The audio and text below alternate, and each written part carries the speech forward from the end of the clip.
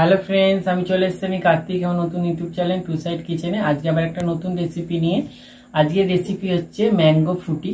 তো ম্যাঙ্গো ফুটি সবাই খেয়েছে দোকান থেকে কিনে, তো আজকে আমি বাড়িতে সহজ পদ্ধতিতে ম্যাঙ্গো ফুটি বানিয়ে দেখাবো। তাহলে চলুন ম্যাঙ্গো ফুটি বানাতে কি কি উপকরণ লাগে আসুন দেখাই। তার আগে একটা কথা বলে দিই, আমার চ্যানেলে যেসব ভিডিও ছাড়া আছে আপনাদের যদি ভালো লেগে থাকে অবশ্যই লাইক কমেন্ট শেয়ার করবেন ও বেশি বেশি করে শেয়ার করবেন। আপনি যদি আমার চ্যানেলে নতুন হয়ে থাকেন প্লিজ সাবস্ক্রাইব করে দেবেন আর নিচে বেল নোটিফিকেশনটা অলে করে দেবেন যাতে আমার ভিডিও আপনাদের কাছে আগে পৌঁছে যায়। তাহলে চলুন ম্যাঙ্গো ফুটি বানানোর জন্য কি কি উপকরণ লাগে আসুন দেখাই।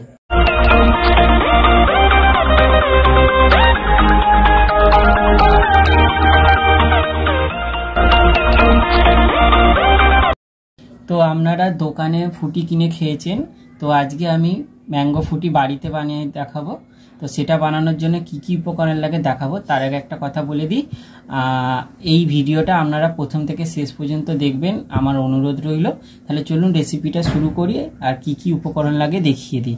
এখানে আমি পরিমাণ মতো চিনি নিয়ে নিয়েছি আর পাকা দুটো মিষ্টি আম নিয়ে নিয়েছি। তাহলে চলুন রেসিপিটা শুরু করি। আমটার খোলাটা আমি ছাড়িয়ে নেবো আগে। আম দুটো ছাড়িয়ে নিয়েছি, এবার কেটে নিয়ে গ্রেটারের মধ্যে দিয়ে দেবো। আমটা কেটে নিয়ে নিয়েছি, এবার আমটাকে আমি গ্রেট করে নেব। আমটাকে আমি এবার ছেঁকে নেব। গ্যাসটা জেলে কড়াটা বসিয়ে দিয়েছি, আমটা ছেঁকে নিয়েছি কড়ার মধ্যে বসিয়ে দিয়েছি। এবার এটা হালকা আঁচে আমি নাড়বো। আমটা গরম হয়ে গেছে, এবার আমি এর মধ্যে চিনিটা দিয়ে দেব। চিনিটা দিয়ে দিয়েছি ভালো করে, এবার আমি এটা ঘেটে নেবো চিনিটা যেন গলে যায়, চিনিটা একটু যেন না দানা থাকে। আর এটা হালকা আঁচে করতে হবে।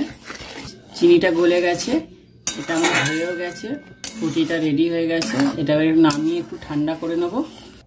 এটা ঠান্ডা করে নিয়েছি, আর আমি এতে কোনো ফুড কালার ব্যবহার করিনি, ন্যাচারাল কালার একদম পাকা আমের যে কালারটা।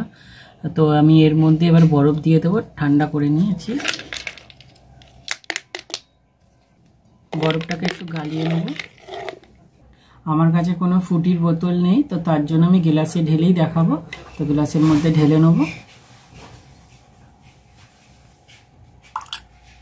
দেখুন আমার ম্যাঙ্গো ফুটি রেসিপিটা রেডি হয়ে গেছে। এই রেসিপিটা যদি আপনাদের ভালো লেগে থাকে অবশ্যই লাইক কমেন্ট শেয়ার করবেন ও বেশি বেশি করে শেয়ার করবেন। আর প্লিজ সাবস্ক্রাইব করে দেবেন, আমাদের পাশে থাকবেন। আর এই রেসিপিটা আপনারা বাড়িতে ট্রাই করে দেখবেন, অবশ্যই ভালো লাগবে এই গরমে। তাহলে চলুন দেখা হচ্ছে নেক্সট ভিডিওতে।